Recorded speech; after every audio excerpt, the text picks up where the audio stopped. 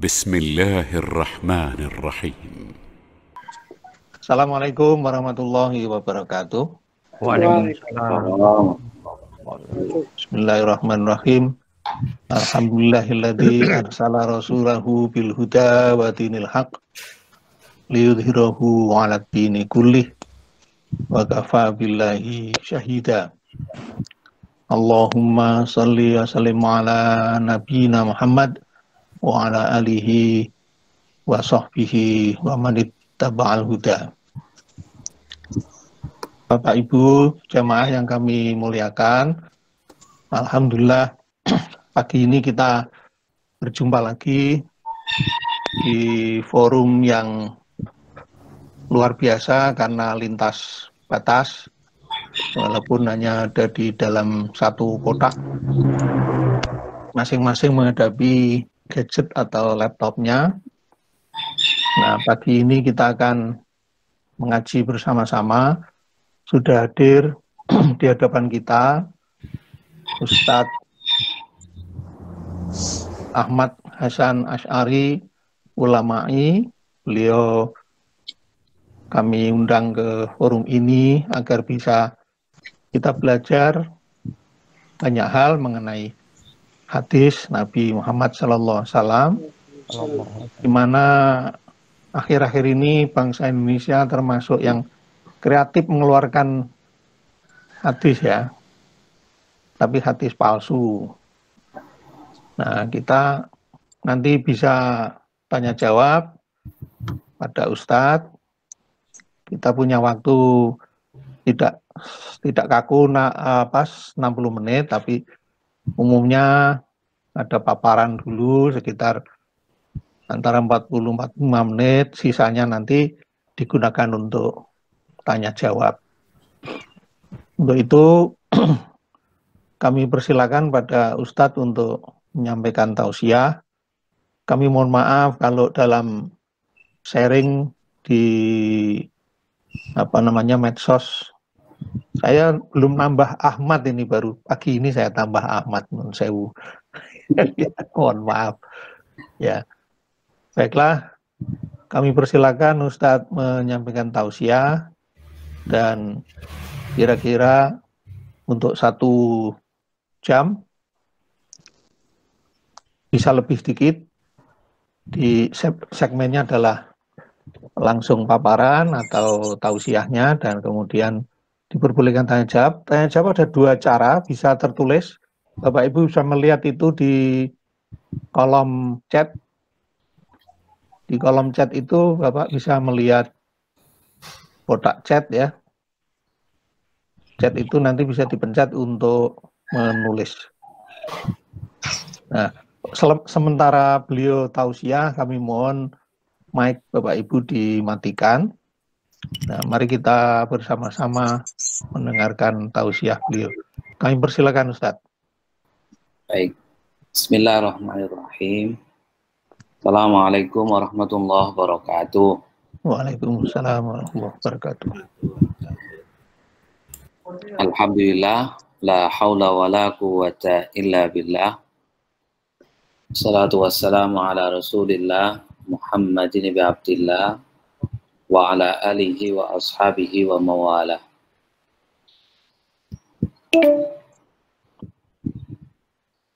Ini saya coba untuk sajikan juga presentasi yang bisa untuk dilihat-lihat supaya apa yang akan kami sampaikan nanti bisa connect antara yang dilihat dengan yang disimak.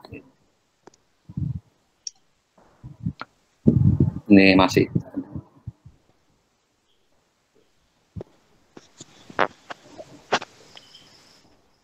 kanan bawah Ustadz.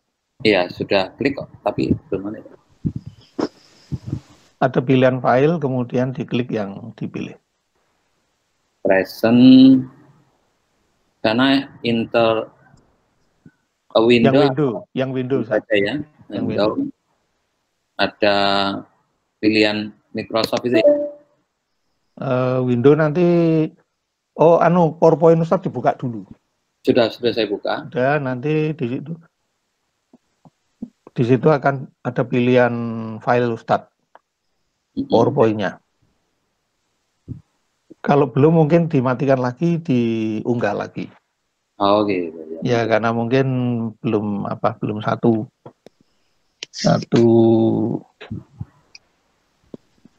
Oke. Ya.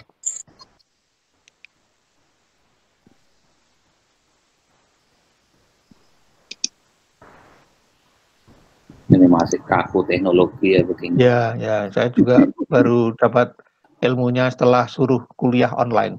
Ya. Sama-sama belajar ini.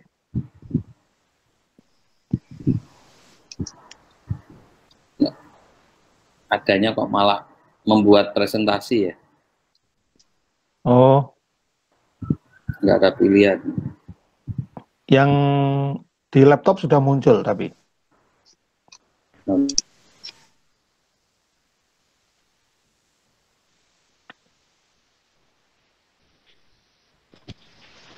Kalau di laptop sudah muncul, nanti pilihannya akan muncul di window. Iya.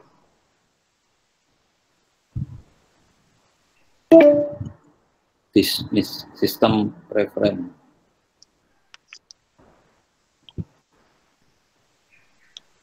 Atau sambil Ustadz kirim ke WA saya bantu. Oke. Ya.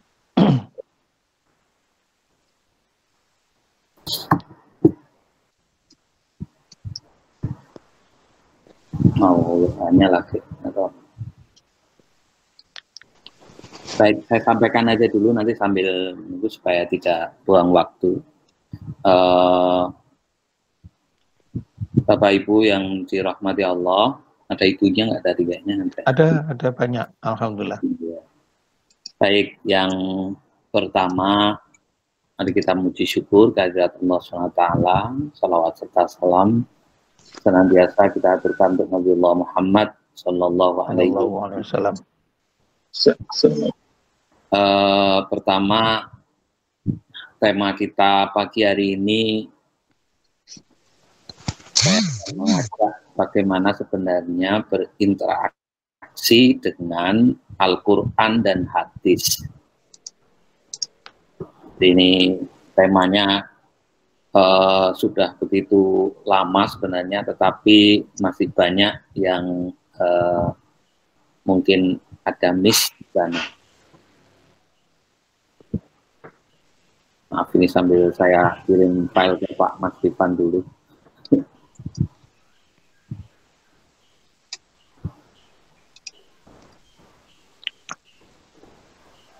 Tadi saya kirim filenya dengan nama Kudus 3, Pak. WA nggih. Nggih. Allah, nanti saya lihat. Baik. Jadi ada banyak misunderstanding terhadap istilah rujuk ilal Quran wa sunnah. Kalau dalam bahasa agak baru itu ya berinteraksi dengan Al-Quran dan hadisnya. Di mana miss-nya, saya ingin coba sampaikan, masyarakat sering tidak bisa membedakan mana Qurannya, mana terjemah, dan mana tafsirnya. Sekarang kalau saya mungkin boleh bertanya kepada Bapak Ibu semua, kira-kira kalau ada teks berbunyi sungguh dalam diri Nabi Muhammad ada hasanah. Ya. Kira-kira teks itu teks apa ya gitu ya, istilahnya mungkin sudah pernah disimak. Apakah ini pepatah, kata mutiara atau yang lain? Sungguh dalam diri Nabi Muhammad ada uswah. Nah, kira-kira apa yang bisa Bapak tangkap dari kalimat itu? Apakah ini peribahasa, pepatah, atau yang lainnya? Mungkin Pak Mas Rifan bisa bantu. Kira-kira yang saya sampaikan tadi itu apa misalnya? Kalau seperti yang pernah saya dengar itu adalah Al-Quran. Ya, nah itu yang saya sebut sebagai agak nuh gitu. Karena dalam Quran tidak ada kata-kata sungguh dalam diri Nabi Muhammad ada uswah hasanah. Nah, karena Al-Quran itu berbahasa Arab, itu tadi bahasa Indonesia. Oh, begitu ya. Ayo contoh sederhana saja. Karena Bapak Ibu, kalimat itu kalau mau saya bahasa Arabkan, itu bisa saja saya sampaikan laqad kana lakum fi Muhammadin qudwah hasanah. Apa Quran gitu loh. Nah, itu kan ya. Nah, yang Al-Quran adalah laqad kana lakum fi Rasulillahi uswatun hasanah. Nah, yang kemudian ketika diterjemahkan dalam bahasa Indonesia, namanya terjemah itu cukup banyak macam-macam. Nah, yang tadi itu bisa jadi bukan terjemahnya. Karena apa? Di sana kalimatnya sungguh dalam diri Nabi Muhammad. Sementara dalam kalimat bahasa Arabnya laqad kana lakum fi Rasulillah. Tidak ada kata Muhammad di sana. Nah, maka kata Nabi Muhammad, kalaupun itu spirit Quran, maka sebenarnya bukan Al-Qur'annya dan bukan terjemahnya. Tapi itu adalah tafsir. Karena yang dimaksud dengan Rasulullah di sana adalah Nabi Muhammad. Nah, inilah yang perlu kita kenali, bahwa kita ini sering rancu mana Qur'annya, mana terjemahnya, mana tafsirnya. Demikian pula dengan hadis Nabi. Nah itu sudah tayang kelihatannya. Itu sudah saat ya. Ya, itu di presentasi yang ketiga itu kelihatan. Nah, jadi Bapak Ibu yang dirahmati Allah, itu sekedar warming bagaimana mengenali Al-Quran, bagaimana mengenali hadis. Nah, sama dengan sunnah, kita sering juga definisikan sebagai sesuatu yang sama dengan hadis, terjemahnya dan penjelasannya. Contoh sederhana di slide yang keempat itu, bersih bagian dari iman. Nah, ini hadis atau bukan? Jelas bukan hadis, karena tadi hadis itu wong dari Nabi, tidak pernah pakai bahasa Indonesia, bahasa Inggris juga enggak. Lalu muncul kalimat an-nadzafatu minal iman. Populer sekali. Apakah ini hadis? Ternyata untuk bisa melakukan identifikasi apakah ini hadis, ada sebuah cara. Tidak kemudian serta-merta, oh ya ini. Nah Bapak Ibu, jadi hadis Nabi itu adalah sebuah reportase kalau saya menyebutnya. Karena dulu bukan rekaman. Kalau rekaman, alhamdulillah mungkin kita tidak ada yang miss dengan pernyataan Nabi. Tapi sayang tidak ada rekaman waktu itu. Yang ada adalah reportase. Hasil amatan para sahabat, hasil simaan para sahabat terhadap apa yang dilakukan oleh Rasulullah SAW. Sehingga yang disimak dan yang diperhatikan oleh sahabat, ini terekam betul dalam pikiran dan amaliyah mereka. Terlepas dari hasil amatan dan rekaman para sahabat ini boleh jadi berbeda cara tangkapan sahabat lain.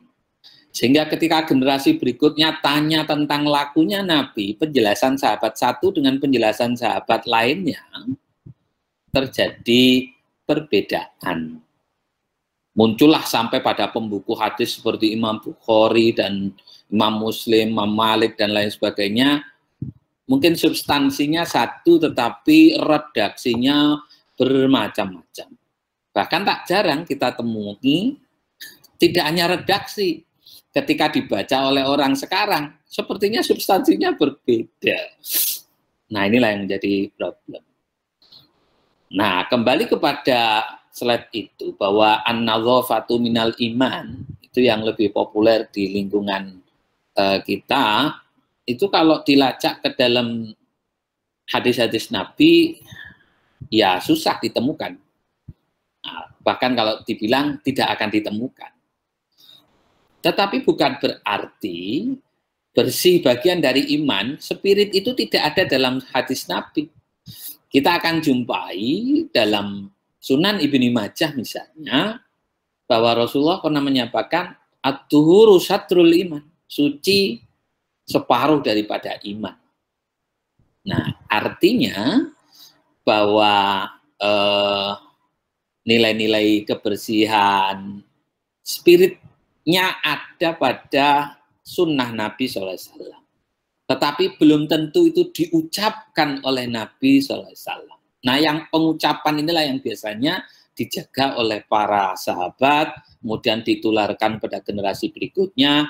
Ada yang apa adanya, redaksi per redaksi, kata per kata, tetapi ada juga yang secara makna. Maka kenapa Nah, Bapak Ibu yang dirahmati Rasulullah, salah satu contoh di dalam hadis Nabi misalnya,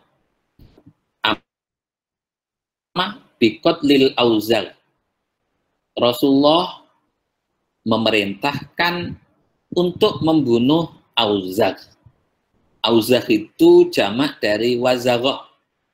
Wazagoh kalau kita buka kamus bahasa Arab Indonesia, maka yang kita dapati maknanya adalah cicak. Cicak. Nah, lalu muncullah pengamalan di lingkungan masyarakat, usai ngaji jebreti cicak. Nah, dengan harapan bisa mengikuti sunnah Nabi tadi. Nah, tetapi kalau kita kembalikan kepada kata wazaloh, apakah betul cicak seperti pengetahuan kita akan cicak yang kita kenal itu? Nah, setelah kita belajar dari ulama masa awal, seperti Imam Nawawi ketika menjelaskan hadis ini, kata wazaloh itu ternyata dimaknai al-khasarat al-mu'diyat. Khasarat itu serangga, al-mu'diyat yang merusak atau mengganggu. Nah, dengan membaca takrifnya itu kita jadi, ini apa benar cicak yang seperti kita kenal ini ataukah berbeda? Itu. Nah, ini kan timbul namanya pergulatan pemikiran gitu ya. Karena saya yakin bahasa itu milik daerahnya, sehingga ketika bahasa itu digunakan oleh daerah yang berbeda bisa memiliki kandungan makna yang berbeda. Contohnya saya dulu pindah dari Jawa Timur ke Jawa Tengah ini. Sama-sama kata undang itu konotasinya sudah berbeda. Jawa Tengah juga mengenal kata undang, Jawa Timur juga mengenal kata itu. Bagi saya yang orang Jawa Timur, kata undang itu identik dengan kondangan. Sementara di Jawa Tengah, kata undang itu ya hanya dipanggil saja. Bagaimana ekspresi saya ketika baru pertama kali pindah dari Jawa Timur ke Jawa Tengah, ibu kos melalui anaknya titip pesan pada saya, Mas Hasan diundang ibu. Maka pada saat itu yang ada dalam benak saya, namanya anak kos-kosan, ini lumayan ini kita bisa makan-makan itu kan gitu. Maka apa yang saya lakukan? Maka pakai pecis, pakai baju koko. Setelah datang menemui ibu kos, apa yang diharap-harap tadi hilang semuanya. Ada apa Bu? Nah, ini Mas, lemari kita geser bareng-bareng. Betapa hilang angan-angan saya tadi, karena saya masih menggunakan paradigma bahasa orang Jawa Timur untuk memahami kata yang sama dalam bahasa orang Jawa Tengah. Nah, itu contoh saja. Nah, oleh karena itu, Bapak Ibu rahimahumullah, penting buat kita untuk memahami duduk istilah tadi itu. Jadi istilah-istilah itu harus kita kenal. Lalu di dalam kehidupan bermasyarakat kita sering mendengar istilah berdalil, berijtihad. Nanti apa bedanya taklid dengan berittiba itu? Nah, saya jelaskan di sana bahwa berdalil itu sangat simplistis banget itu. Jadi melakukan baru kemudian mencari dasar penguatnya. Itu namanya berdalil. Boleh. Beda dengan berijtihad. Berijtihad itu cari dasar, lalu dipahami keseluruhan dari dasar itu dengan seluruh kemampuan, baru memutuskan apa yang ada dalam dasar-dasar tersebut atau dalil tersebut, baru kemudian diamalkan. Itu namanya berijtihad. Nah, kalau kita ini kan sering melakukan sesuatu belum ada dalilnya, pokoknya dilakoni kira-kira dalilnya apa ya, itu berbeda. Lalu juga ada tradisi di masyarakat. Kalau tadi levelnya mujtahidnya yang mau memberi fatwa, sekarang yang melaksanakan fatwa itu tipologinya bisa namanya bertaklid atau berittiba. Kalau taklid dari kata qallada yuqallidu taklidan itu artinya gantung. Maka stressingnya ada pada menggantungkan diri. Opo jari lah. Pokoknya Pak Musrifan ngomong ini aku ya melu ngene gitu. Itu namanya taklid. Taklid. Kalau Pak Hasan ngomong ini aku pokoknya melu ngene. Itu namanya taklid. Beda dengan ittiba. Tekanannya itu pada kesadaran akan kebenaran dasar yang digunakan. Ya. Sehingga ibarat saya ngikuti Pak Mas Rifan, tiba-tiba Pak Mas Rifan jebur sungai, berenang gitu. Nah, saya tidak semata-mata kemudian ikut jebur ke sungai, nggak bisa berenang. Ibaratnya. Maka saya, ya kenapa kok berenang Pak? Saya cari seger. Oh ya sudah kalau gitu. Saya tak cari seger lain di bawah pohon. Sama-sama melakukan namanya ittiba namanya itu. Sama-sama cari kesegaran yang satu pohon. Itu kesannya kan jadi jauh. Padahal sunnahnya nyebur air kok. Nah, kalau saya nyebur air malah nggak keluar dari air. Bisa. Itu. Nah, ada lagi istilah bermadhab dan bermanhaj. Saya hanya ambil satu statement Imam Asy-Syafi'i saja. Idza shahhal hadis fa huwa madhhabi, kata Asy-Syafi'i. Adapun hadis yang sahih, maka itu madhabku. Nah, pernyataan itu sendiri adalah manhajnya si Imam Asy-Syafi'i. Nah, yang namanya bermadhab itu adalah mengikuti pandangannya, bermadhab. Ya, ada banyak contoh-contoh perbedaan antara madhab dengan bermanhaj. Hampir sama dengan contoh awal saya tadi, ketika Pak Mas Rifan mengatakan bahwa satu-satunya yang membuat segar adalah berenang, ya maka ketika ada orang kemudian mengikuti pandangan itu, itulah namanya bermadhab. Nah, tetapi yang namanya bermanhaj itu adalah bagaimana Pak Mas Rifan mengambil kesegaran dengan berenang. Nah, sementara yang lain bisa saja mengambil kesegaran dengan cara yang berbeda. Nah, sehingga produknya bisa berbeda. Nah, oleh karena itu, kembali kepada Al-Quran dan As-Sunnah tadi itu bisa berlevel-level. Ada yang melalui madhab karena tidak bisa berinteraksi langsung dengan Al-Quran, hanya bisa mungkin terjemahnya, tafsirnya mungkin dari yang lain, maka dia hanya mengikuti pandangan yang sudah ada. Nah, tapi ada juga yang mengharuskan itu langsung, tidak boleh terikat oleh mazhab.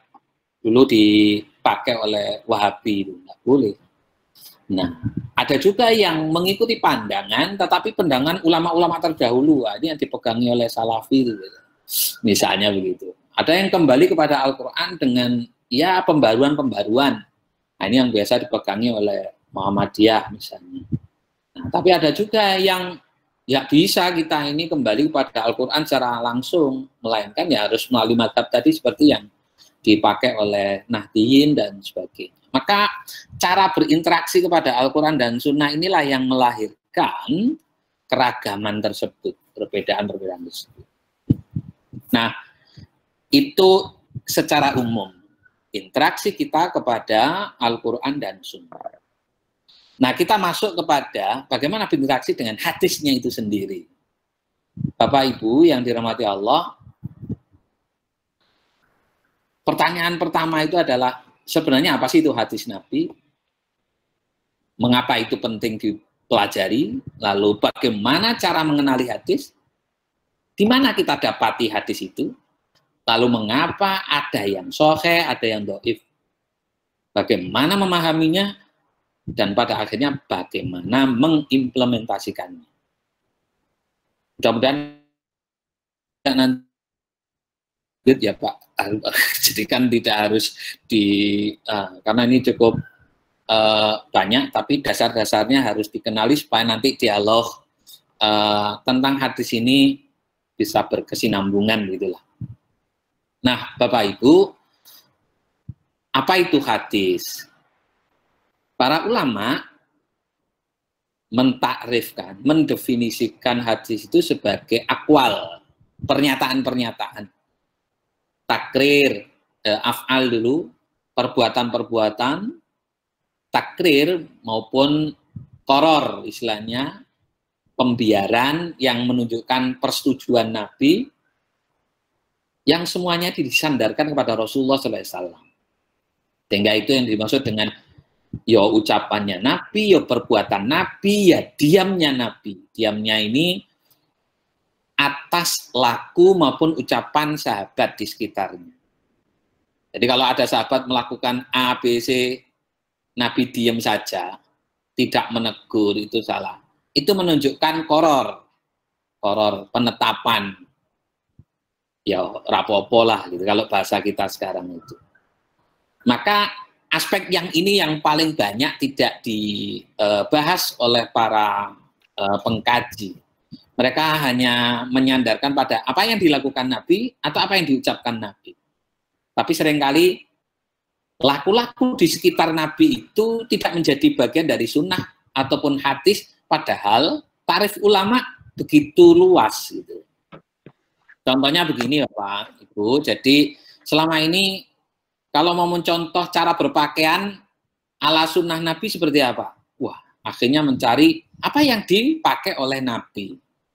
Tapi jarang sekali kita memperhatikan pakaian yang dipakai oleh sahabat-sahabat di sekitarnya. Tetapi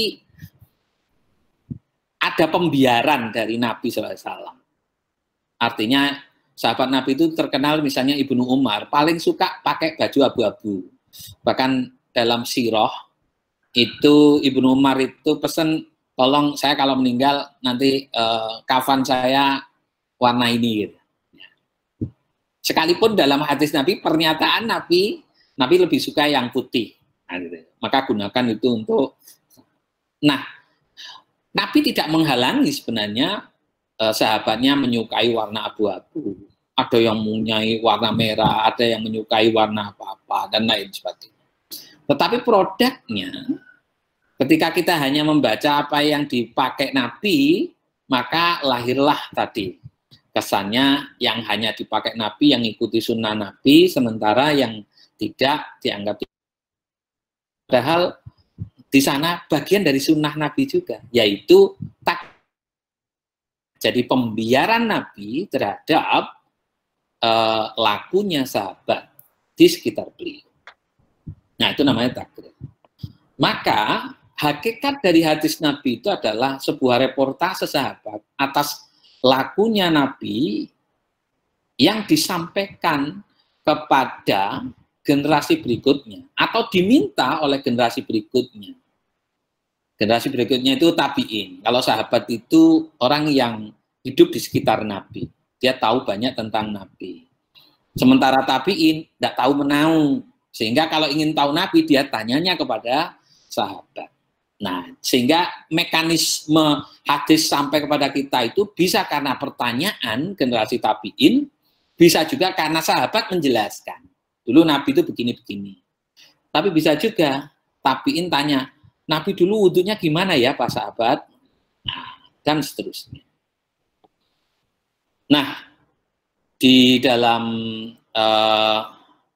sajian berikutnya ada beberapa contoh tentang mana yang masuk dalam kategori ucapan, mana yang masuk dalam kategori perbuatan, mana yang masuk dalam kategori takrirat atau amal sahabat di sisi Nabi yang didiamkan beliau. Juga ada namanya sifat baik fisik maupun sifat-sifat akhlak beliau. Nah, itu ada contohnya.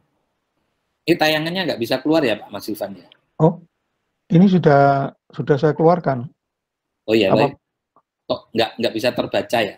Biasanya kelihatan di layarnya. Belum kelihatan ya? Bentar, saya perbaiki.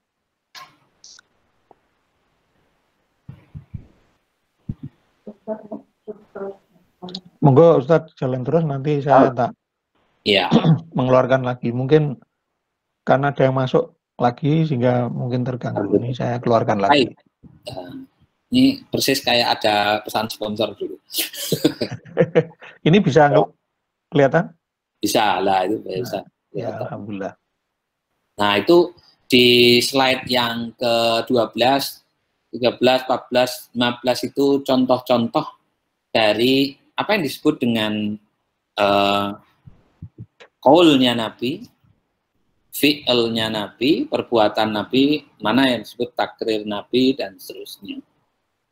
Nah, berikutnya sekilas saya ingin kenalkan para tokoh pembuku hadis. Setidaknya yang paling masyhur adalah Al-Kutub As-Sittah. Kitab yang 6, yang sering juga disebut Ummahatul Kutub, induknya kitab-kitab hadis. Ya, di antaranya yang ditulis oleh Imam Bukhari, Imam Muslim, Imam Abu Dawud, At-Tirmidzi, An-Nasa'i, dan Ibnu Majah. Nah, di slide yang 18 itu supaya kita bisa membayangkan bagaimana perjalanan Imam Bukhari. Slide-nya dijalankan, Bang. Ini sudah kelihatan? Iya, tapi nggak jalan slide-nya. Iya. Oh, mungkin ada lag ya, ada lag. Ini sudah sampai peta, tapi mungkin tayangannya masih tulisan ya. Iya. Cuma yang... Nah, itu mungkin bisa digeser Pak Mas Rifan. Jadi apa namanya? Karena saya nggak bisa geser. Digeser ke slide. Kami nggak bisa. Iya, kami nggak bisa geser juga. Iya, yang bisa geser yang menayangkan. Ya, ini gimana? Sudah kelihatan? Sudah bisa kelihatan, cuma di slide 18. Coba di slide 18. Yang bisa menggeser itu Pak Mas Rifan. Ya, cuma kadang-kadang non sewa ada lag antara yang ditayangkan dengan kemunculan di Meet. Oh, iya. Coba ini saya sudah nomor berapa start ini? Di halaman 18 atau slide 18. Yang munculnya ini sudah keberapa? Ini 4. Masih 4 ya, Masya Allah. Iya, baru slide 4. Diulang lagi aja, saya stop, saya balik ke Meet, diulangi lagi. Di present dong. Presentasi lagi. Bentar, ini peta. Nah, mudah-mudahan sudah. Nah, ini sudah ada petanya? Ya, betul. Ya. Nah, gitu, ini ya. betul.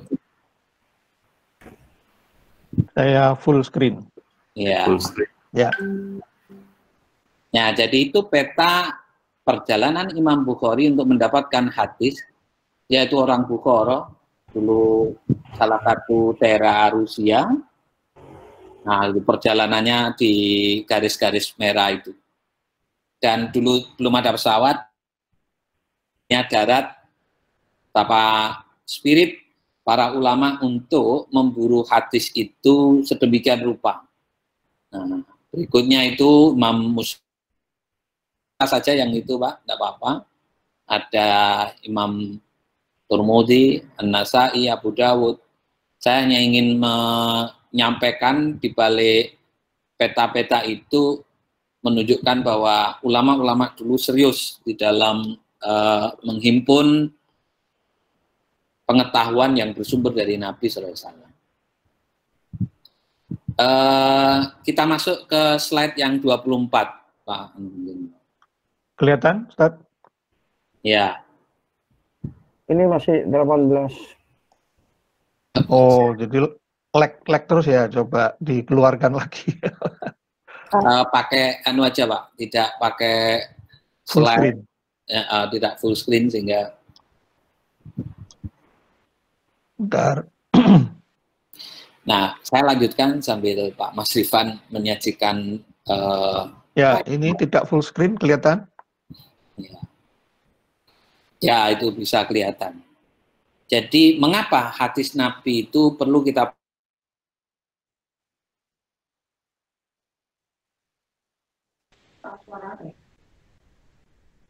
Suaranya hilang, Ustaz. mengimani Rasul?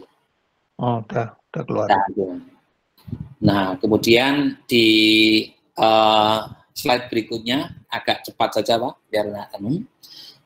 Nah, kemudian selain mengimani Rasul, juga tuntutan untuk mematuhi Rasul. Qul ati'ullah wa ati'ur Rasul. Atau qul ati'ullah wa Rasul. Fa in tawallau fa innallaha yuhibbul kafirin.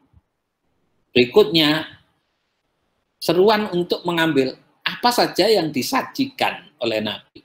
Sajian ini berarti tidak mesti kata-kata, tetapi performa atau lakunya juga menjadi sesuatu yang disajikan beliau, dan Al-Quran meminta kepada umatnya untuk mengambil. Wa ma atakumur rasul fakhuduhu wa ma nahakum anhu fantahu. Lalu berikutnya, mengambil apa yang diteladankan. Nah, di sana itu ditampilkan bukan semata-mata fisik, tetapi lebih ke moralnya, kepada akhlaknya. Nah, jadi buat apa kita mengikuti jejak seseorang? Wah, ini Pak Hasan sukanya pakai baju yang ada tulisannya semangat, ada tulisannya. Lalu kita beli kaos yang sama, tapi ternyata dalam hal akhlaknya tidak diikuti, gitu. Nah, misalnya, gitu. Maka itu namanya belum beruswah. Itu baru niru-niru. Gitu. Nah, menjadikan model itu tidak mesti niru plek, tetapi mengambil aspek moralitasnya. Saya teringat pesan orang tua, yang semangat seperti bapakmu. Bapak saya petani, tapi kan tidak kemudian saya ikut nyangkul gitu loh. Karena pesan orang tua, ya semangatlah seperti orang tua, itu bukan pada pekerjaannya, tetapi pada spiritnya. Karena orang tua di kesempatan lain sering mengatakan, kamu tugasnya belajar. Biar bapak saja yang nyangkul, kan gitu. Tetapi kata kunci semangatnya, itu harus sama. Nah, gitu. Nah, oleh karena itu yang disebut uswah, keteladanan. Laqad kana lakum fi Rasulillah uswatun hasanah. Bukan meniru, tetapi mengikuti jejak kalau mungkin lebih. Nah, fungsi Nabi sendiri selain performanya bisa diikuti, tetapi juga Quran menyebut Nabi sebagai penjelas Al-Quran. Ya, wa anzalna ilaika dzikra litubayyana linnas. Agar kalian bisa, agar kamu wahai Muhammad bisa menjelaskan pada orang lain. Itu artinya ada fungsi lain, yaitu sebagai penjelas. Maka kesimpulannya, ada sesuatu pada diri Nabi yang patut diambil oleh umat sebagai konsekuensi ketaatan kepada Allah. Jadi, bukan itu adalah seruan Allah, maka kalau itu kita laksanakan, maka wujud dari ketaatan kita kepada Allah. Maka wa mayyuti'ir rasul faqad ata Allah. Dengan demikian, saat kita menaati Rasulullah, sebenarnya kita sedang menaati Allah SWT. Nah, Bapak Ibu, ada banyak penjelasan Nabi SAW terhadap Al-Quran ini. Kalau kita memotret pada aspek fungsi Nabi sebagai penjelas Al-Quran. Kadang-kadang Rasulullah itu menjelaskan ayat tertentu dengan mengambil ayat lain. Makanya muncul nanti dalam ilmu tafsir, menafsirkan Al-Quran dengan Al-Quran itu sendiri. Ya, itu satu model. Tetapi di saat yang lain, Nabi tidak menggunakan ayat Al-Quran lain. Beliau menjelaskan sendiri dengan kalimatnya sendiri. Maka contohnya ketika turun ayat inna a'taina kal kausar, sahabat bertanya, mal kausar ya Rasul? Kausar itu apa ya Rasul? Rasul menjelaskan nahrun fil jannah. Nah, kalimat nahrun fil jannah itu tidak ada dalam Quran. Tetapi itu penjelasan dari Nabi. Nah, itu namanya penjelasan dengan ucapan. Tetapi ada juga penjelasan Nabi tidak dalam bentuk ucapan, tetapi dalam bentuk amalan. Contohnya, Rasulullah SAW memberi contoh untuk amalan-amalan sosialisasi dengan masyarakat, dengan orang tua, dengan anaknya, dan lain sebagainya. Tidak dalam bentuk kata-kata, tetapi bagaimana Nabi menciumi anaknya, menyayangi. Nah, itu adalah penjelasan-penjelasan Al-Quran terkait sayangi, orang lain itu. Bentuk rahmah kepada orang lain itu seperti itu. Jadi konkret dalam bentuk perbuatan. Kalau perlu, soal ibadah pun Nabi tidak merinci atau menjelaskan dengan kata-kata. Soal sholat misalnya. Nabi hanya memberikan kode, wis pokoknya shollu kama ra'aitumuni usolli. Sholatlah seperti kalian melihat aku sholat. Maka penjelasan-penjelasan tentang gerakan sholat itu lebih banyak sahabat yang menceritakan. Gitu. Bukan Nabi, nanti waktu ruku peganglah lututmu dan lain, enggak. Tapi sahabat yang melaporkan Nabi waktu ruku memegang lututnya dengan tekanan misalnya, melebarkan lengannya dan seterusnya. Itu penjelasan-penjelasan sahabat. Nah, dari penjelasan Nabi terhadap Al-Quran, aqimus sholat, tegakkan sholat, tetapi Nabi tidak memerinci dengan kata-kata, tetapi dengan contoh. Nah, termasuk dijelaskan dengan keteladanan. Bagaimana sih menyayangi keluarga tadi itu? Tidak banyak kata-kata. Menyayangi istri, Nabi pernah mengatakan gini, khairukum linisa'ihim. Sebaik-baik kalian yang paling baik memperlakukan istri-istri kalian. Kan gitu, istri-istrinya. Nabi mengatakan, wa ana khairukum. Kata Rasulullah, akulah orang yang lebih baik daripada kalian linisa'i, terhadap istriku. Nah, itu artinya ya sudah, kan tidak mungkin dijelaskan apa saja yang dilakukan Nabi kepada istrinya. Tapi orang akan memotret bagaimana Rasulullah memperlakukan pasangannya. Nah, itu menjadi namanya keteladanan. Nah, lebih lanjut, problema memahami Quran tanpa penjelasan Nabi. Ya, ini yang tadi saya sebutkan, aqimus sholat wa atuz zakah. Sholat ini kan yang dimaksud apakah doa atau gerakan. Nah, bagaimana caranya, waktunya kapan, tidak dijelaskan dalam ayat ini. Nah, penjelasannya nanti ada pada Nabi SAW. Nah, zakat, kan di sana wa'atu zakat, tunaikan zakat. Siapa yang wajib kena zakat, harta apa saja yang wajib dizakati, berapa ukurannya, serta syarat-syaratnya. Nabi yang menjelaskan hal itu. Sekalipun dalam sekilas ada penjelasan-penjelasan. Wa tu haqqahu yauma hasadi misalnya. Nanti itu menjadi acuan ya kalau mau menzakatkan sesuatu ya setelah, kalau untuk tanaman setelah panen misalnya. Ada. Rukuk misalnya. Warka'u ma'rokin. Apakah yang dimaksud dengan rukuk di sini adalah rukuk? Rukuk itu seperti apa caranya? Apakah rukuk di luar sholat atau seperti halnya ya makna sholat itu sendiri. Tapi kenapa dalam ayat ini ada aqimus sholat tapi di belakang warka'u ma'rokiin? Nah, kenapa tidak wasollu ma'al musallin gitu? Berarti di sana pasti ada rahasia-rahasia di balik itu. Nah, dan seterusnya. Nah, karena apa Bapak Ibu? Kata sholat sendiri itu ketika di dalam bahasa Arab ada apa namanya? Kalau dalam bahasa Arab itu apa? Kayak majemuk itu. Jadi ada sambungannya dengan apa itu maknanya berbeda. Contohnya di sini innallaha malaikatu yusholluna 'alan nabi. Kata yusholluna juga maknanya ini sholat kepada nabi. Maksudnya gimana nih? Allah dan malaikatnya kok sholat? Nah, kata shola'ala itu tidak mesti dimaknai kemudian sholat, tetapi di sini adalah doa. Al-barakah. Maka penting untuk memahami kata-kata dalam bahasa Arab untuk bisa memaknai, apalagi mau menjelaskannya.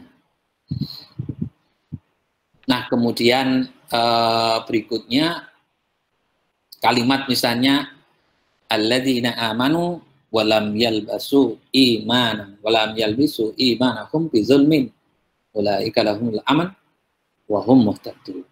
Mencampur iman dan zalim. Nah, ini kan juga bisa timbul problem tentang makna campur itu seperti apa dan seterusnya. Saya tidak menjelaskan lebih rinci dulu sehingga nanti kesempatan untuk dialognya jadi habis ini. Nah, sekilas tentang slide berikutnya, ada kesenjangan antara Nabi dan kita.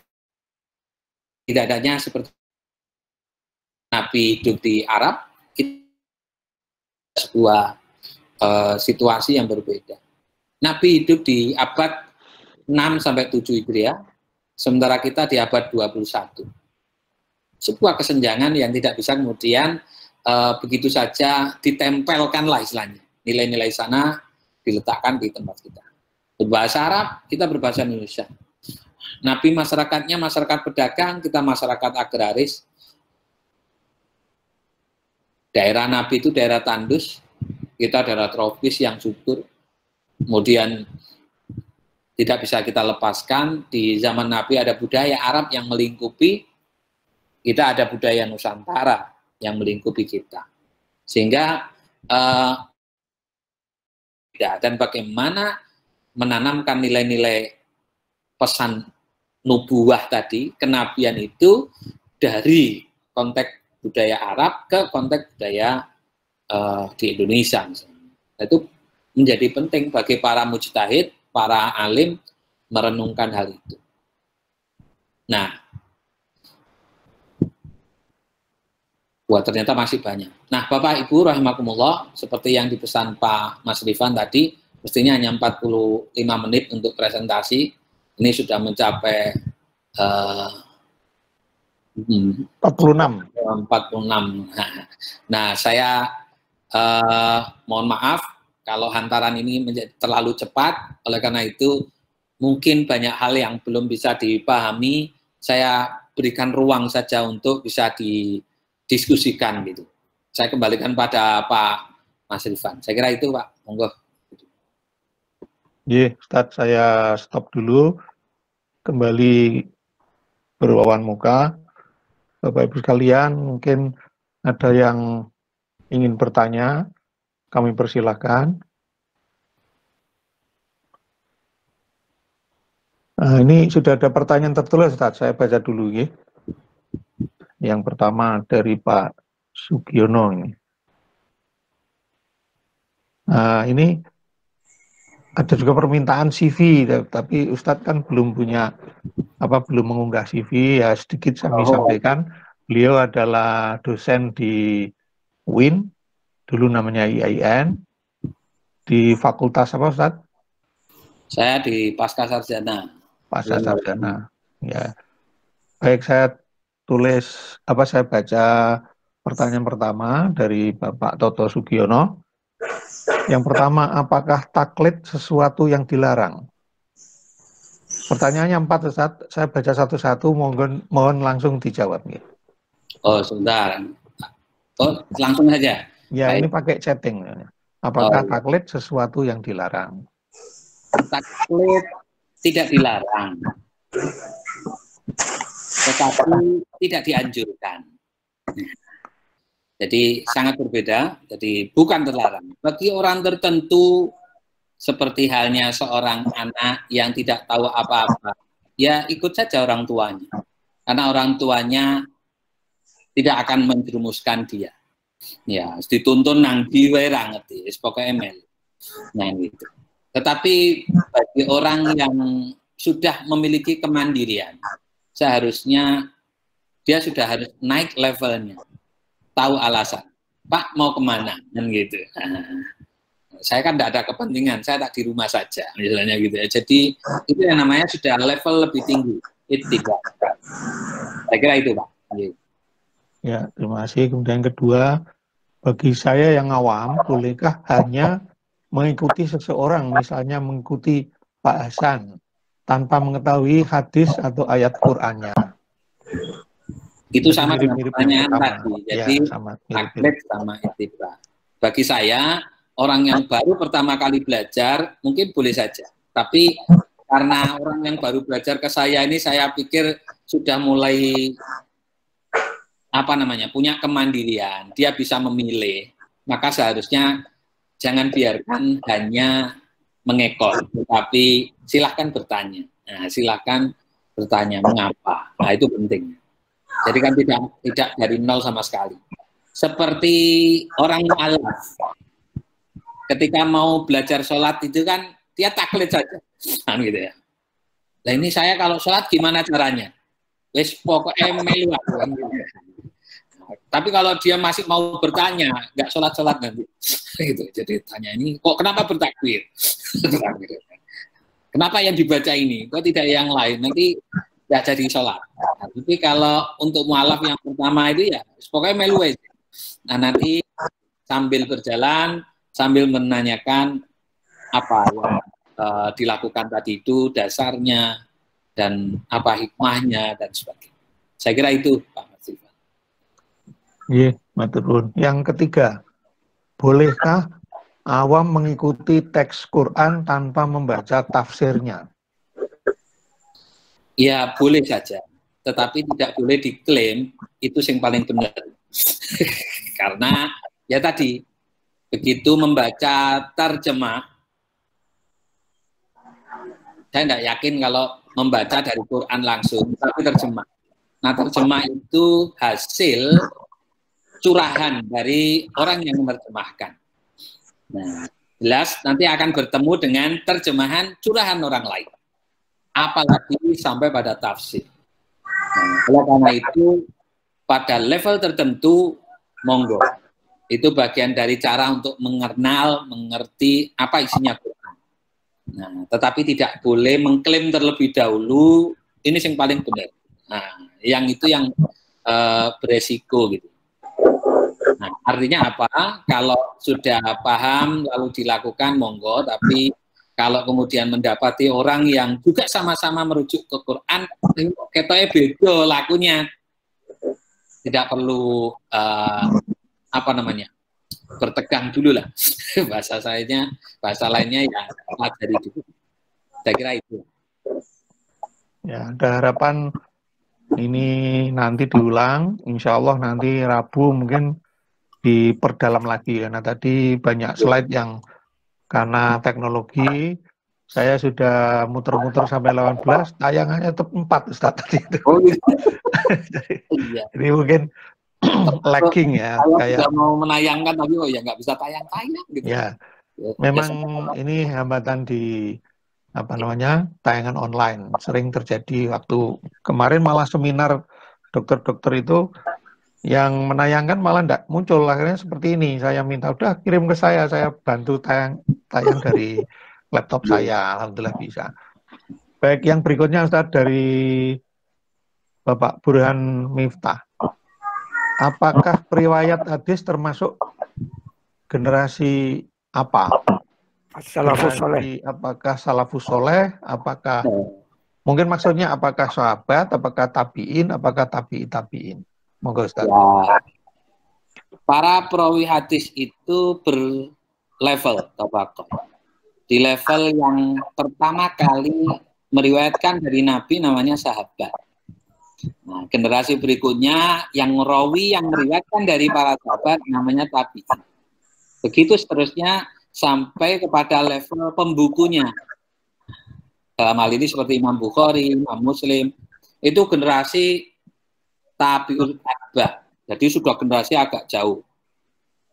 Kita tahu bahwa Nabi wafat 11 Hijriah, Imam Bukhari 256 Hijriah.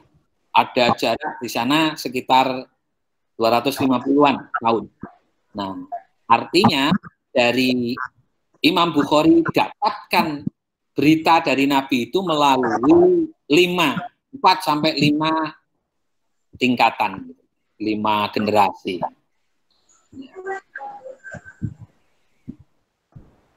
Ya. Saya Berikutnya silakan kalau ada yang bertanya secara lisan, silakan dibuka mic-nya. Caranya adalah di layar Bapak diketuk, kemudian nanti ada gambar merah dengan gambar mic, itu kemudian dipencet supaya terbuka. Ayo persilakan. Masih ada waktu sedikit. Nah, ini masih ada lagi pertanyaan tertulis. Apakah slide-nya bisa di-share, Ustadz? Nah, bisa, monggo. Bisa ya. Nanti Bapak Ibu saya tayangkan nomor WA dan email saya di layar. Nanti silakan dicatat. Bapak Ibu mengirimkan pesan untuk dikirim file yang disampaikan oleh Ustadz Ahmad Hasan Asy'ari Ulama ini. Berikutnya silakan. Alhamdulillah, jazakumullah khairan Ustadz. Slide-nya ini sangat bagus sekali sehingga nanti bisa untuk tambah ilmu kita.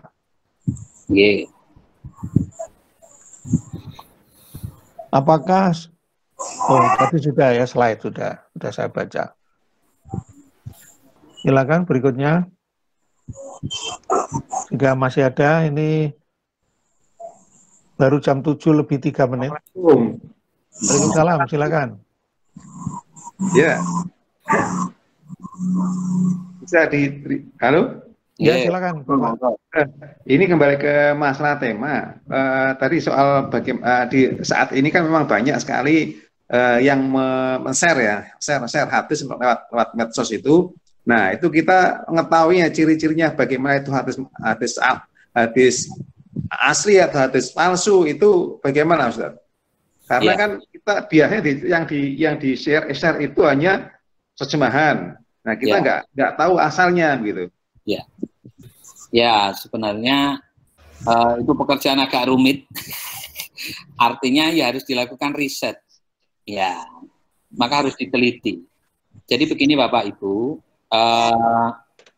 untuk memastikan sebuah teks berbahasa Arab itu Quran atau hadis atau kata mutiara, apa yang Bapak Ibu kenali? Nah, susah kan mentakrifkan. Kalau saya begini, kalau kita ingin menguji apakah teks Arab itu Al-Quran atau bukan, sederhana. Teks dari surat Al-Fatihah sampai surat An-Nas, kedapatan teks itu, maka itu Al-Quran. Ini konyol, tapi itulah yang harus dipahami. sama dengan melacak apakah itu hadis atau bukan, maka cek hadis itu dalam kitab-kitab hadis. Kalau ternyata dalam kitab-kitab hadis tidak ada, maka itu namanya hadis palsu. Nah, Harus gitu. semuanya ya. Bukan terjemahnya Pak, tapi harus ketemu kitabnya. Kitab hadis itu ratusan. Kalau Quran hanya satu, kitab hadis ratusan. Maka kenapa susah untuk dikenali oleh orang awam, melainkan harus riset terlebih dahulu. Nah, siapa yang melakukan riset? Orang yang memang mempelajari di bidang itu. Nah, kalaupun kita dapati di beberapa tempat, hadis-hadis sudah disajikan hasil risetnya. Hadis ini sudah disahihkan oleh siapa, hadis ini sudah, lah itu paling tidak sudah bisa memberikan rasa kenyamanan, paling tidak.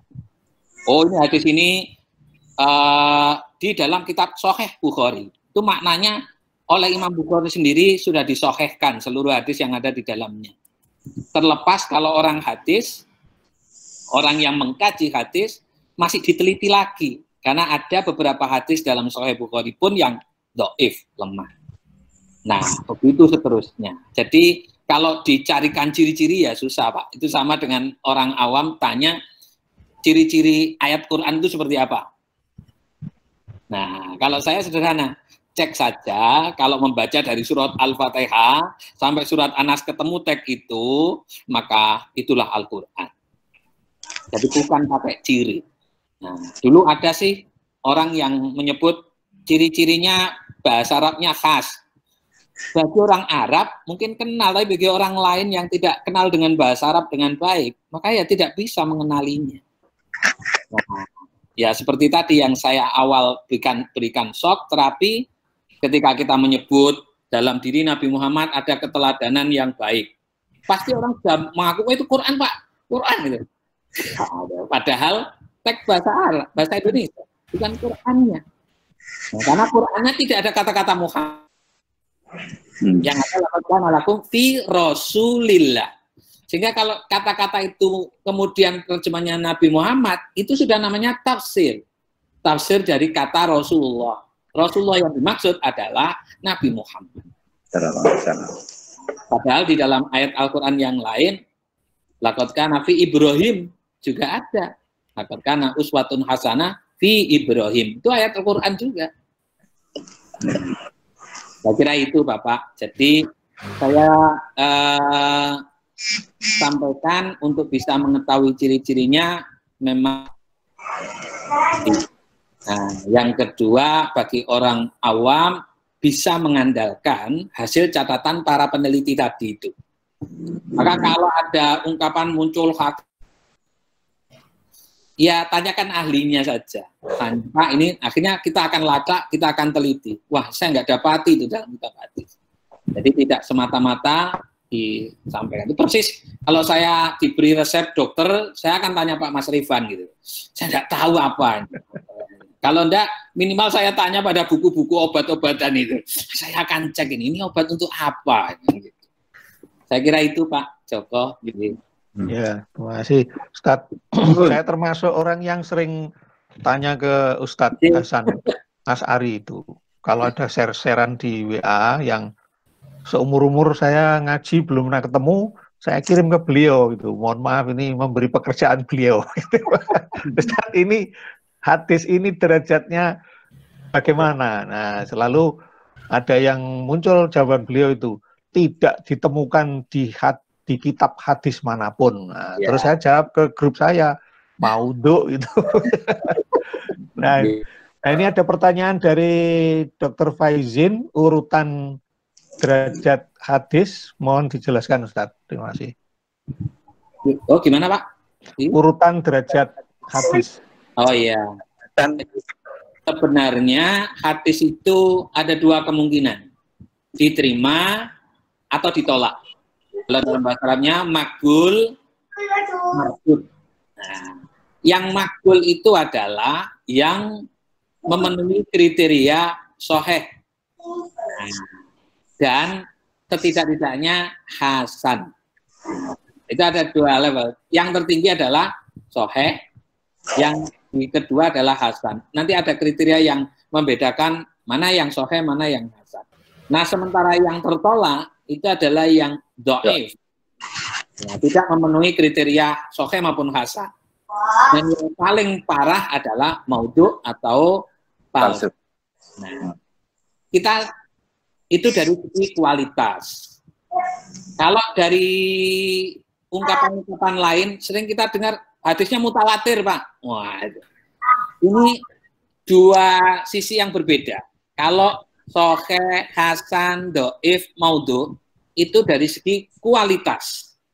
Tapi kalau mutawatir itu lawannya adalah ahad. Ini aspek kuantitas. Dari riwayat itu diriwayatkan oleh banyak orang, maka itu namanya mutawatir. Lawannya adalah ahad.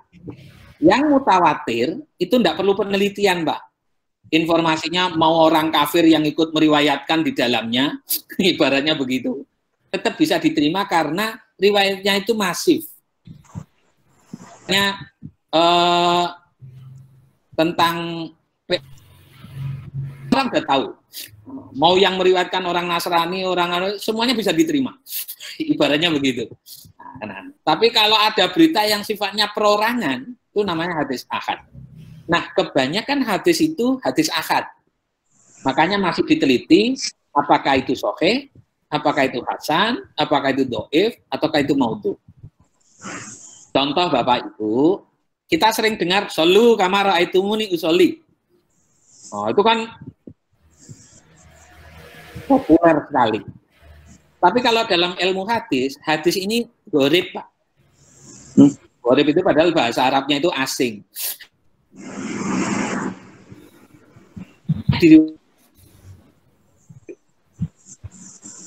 Sahabat siapa? Malik bin Al-Khuwairis. Jadi walaupun Imam Bukhari meriwayatkan, Muslim meriwayatkan, Abu Daud, tapi sumbernya dari satu orang ini, namanya Malik. Maka hadisnya namanya gharib.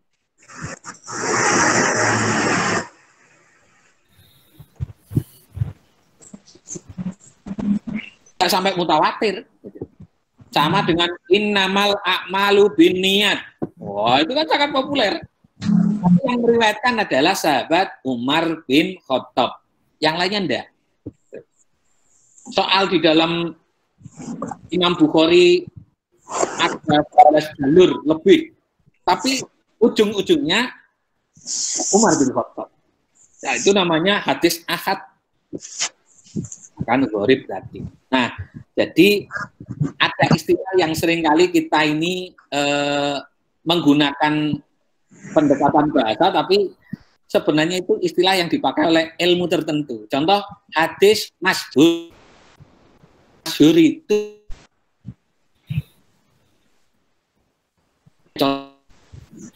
orang akan mengatakan ini. Tapi kalau orang hadis mengatakan keliru, itu hadis gharib yang secara terjemah artinya asing. Padahal istilah masyhur gharib di sini bukan aspek bahasa, bukan pendekatan bahasa, tapi istilah. Yang diberikan oleh satu orang sedikit, tapi tidak sampai batasan jumlah mutawatir. Nah, saya bisa dimengerti. Tapi kan di kalangan tertentu pokoknya digunakan ini masyhur, Mas. Wah, dia masyhur. Saya kira itu, Pak. Ya, terima kasih Ustadz. Tapi ini waktu yang membatasi kita karena mungkin di antara kita masih ada yang harus bekerja meskipun dari rumah atau work from home, hingga sementara kita akhiri bisa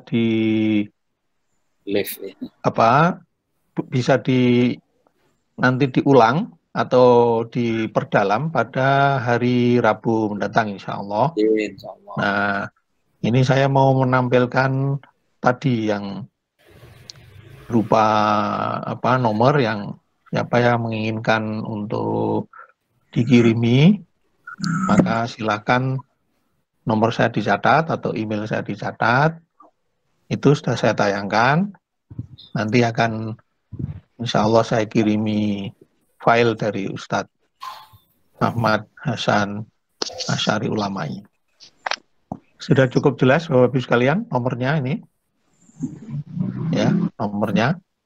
Kemudian atau silakan emailnya. Kalau nomor mohon diberi nama supaya saya tahu. Atau di kemudian hari saya save sehingga nanti kalau ada info-info yang lain bisa dimanfaatkan. Bapak Ibu yang kami muliakan, baik kita akhiri, kita ucapkan terima kasih pada Ustadz Dr. Ahmad Hasan Asy'ari Ulamai, ya guru kita ini telah membagi ilmunya tentang hadis. Alhamdulillah sangat bermanfaat untuk kita. Mari kita akhiri seperti biasa di kajian ini kita membaca Sayyidul Istighfar, kemudian roditu 3 kali dan umul kitab dalam rangka untuk berdoa pada Allah di masing-masing kepentingan Bapak Ibu sekalian dengan titipan. Semoga ini manfaat dan ditambahkan jamaahnya supaya banyak mengambil manfaat dari pertemuan ini untuk mengkaji dan mempraktekkan agama kita yang benar-benar dari Allah SWT ini. Mari kita Sayyidul Istighfar Bapak Ibu sekalian. Allahumma anta rabbi la ilaha illa anta khalaqtani wa ana 'abduka wa ana 'ala ahdika wa wa'dika mastata'tu a'udzubika mimma sana'tu abu laka bi ni'matika 'alayya wa abu laka bi dhanbi faghfirli fa innahu la yaghfiru dzunuba illa anta. Raditu billahi rabba wa bil islami dina wa bi Muhammadin nabiyya. Raditu billahi rabba wa bil islami dina wa bi Muhammadin nabiyya. Raditu billahi rabba wa bil islami dina wa bi Muhammadin nabiyya. Mari kita membaca umul kitab. Al-Fatihah.